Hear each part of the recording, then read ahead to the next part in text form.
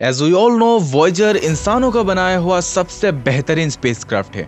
आज से 40 साल पहले बनाया हुआ स्पेसक्राफ्ट सोलर सिस्टम के बाहर यानी इंटरस्टेलर स्पेस में जाने के बावजूद आज के टाइम में भी एक्टिव है।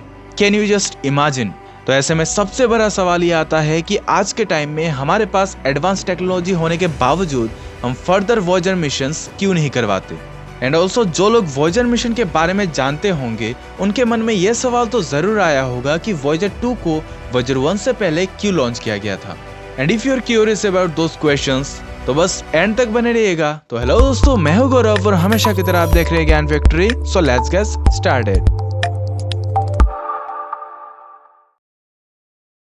20 अगस्त 1977 इस दिन को वॉयेजर 2 को लॉन्च किया गया था। एंड ठीक इसके 16 दिन बाद वॉयेजर 1 को भी लॉन्च किया गया। सो यहाँ पे आता है आपका पहला सवाल। इन सब का शुरुआत हुआ था 1970s को। नासा ऐसा स्पेसक्राफ्ट बनाना चाहता था जो दूर मौजूद प्लैनेट्स जैसे कि जुपिटर, सैटर्न, यूरेनस, नेपच्यून को करीब से स्टडी करना चाहते थे और इसी से शुरुआत हुआ वॉयेजर मिशन की। अब बस जैसे तैसे नासा ने फंड रेस किया और वॉयेजर 1 और 2 को बनाकर 1977 को लॉन्च कर दिया। पर इस पूरे मिशन में टेक्नोलॉजी और प्लानिंग से भी ज्यादा बड़ा रोल था तब का प्लानिटरी अलाइनमेंट।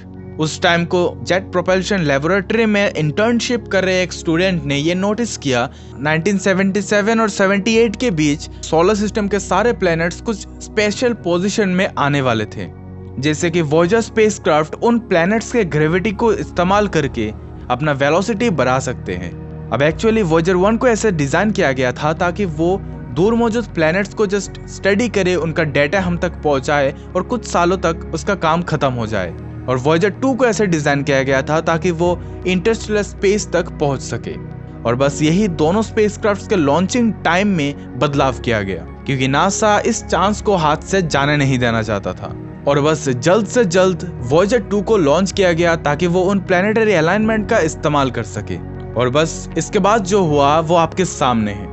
जो स्पेसक्राफ्ट बस 10 से 12 साल तक काम करने के लिए बनाया गया था वो आज 45 इयर्स से एक्टिव है और हमें अभी तक इंफॉर्मेशन भेज रहे हैं। इन स्पेसक्राफ्ट में पावर सोर्स के लिए रेडियो आइसोटोप थर्मोइलेक्ट्रिक जनरेटर का इस्तेमाल किया गया था ताकि इन स्पेसक्राफ्ट को ज्यादा टाइम तक एनर्जी मिल सके। लेकिन ये तो हमारे सोच से भी ज्यादा बेहतरीन निकला। And here comes this second question. अगर हमने 1977 को ही एक ऐसा बेहतरीन स्पेसक्राफ्ट बना लिया है तो आज के टाइम में एडवांस टेक्नोलॉजी होने के बावजूद हम दूसरा स्पेसक्राफ्ट क्यों नहीं बनाते? तो इसका सबसे बड़ा रीजन है प्लानिटरी अलाइनमेंट। जो 1977 को देखा गया था वो हर 175 इयर्स के बाद ही होता है। और दूसरा है हमारे पास अभी भी ऐसा टेक्नोलॉजी मौजूद नहीं है जिससे कि हम एक ऐसा स्पेसक्राफ्ट बना सके जो कम से कम टाइम में इंटरस्टेलर स्पेस तक पहुंच सके। वॉयेजर 1 और 2 के केस में प्लैनेट्स के मदद से पुश जनरेट किया गया था। अगर हम वेलोसिटी की बात करें तो दोनों स्पेसक्राफ्ट की वेलोसिटी लगभग 50,000 से 60,000 किलोमीटर पर आवर के रफ्तार में ट्रेवल कर रहे हैं। पर आज के टाइम में स्पेसक्राफ्ट के लिए एक ऐसा इंजन बनाना जो इस स्पीड को अचीव कर सके ये इम्पॉसिबल है जब तक हम एक्सटर्नल पुश ना लगाएं। अब शायद आपके मन में यह भी सवाल आ रहे होंगे कि हम सोलर एनर्जी का इस्तेमाल भी कर सकते हैं।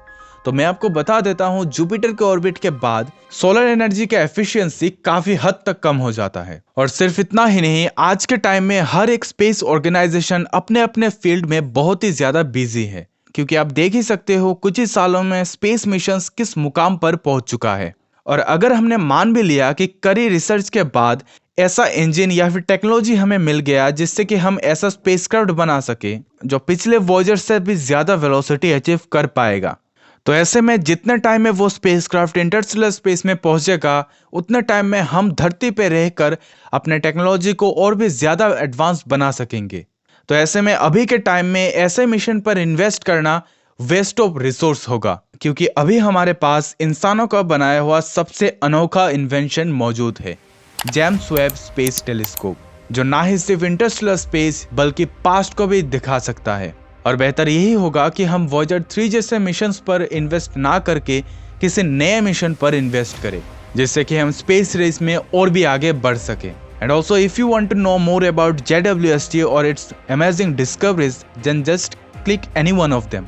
और चलिए मिलते हैं अगले वीडियो पे।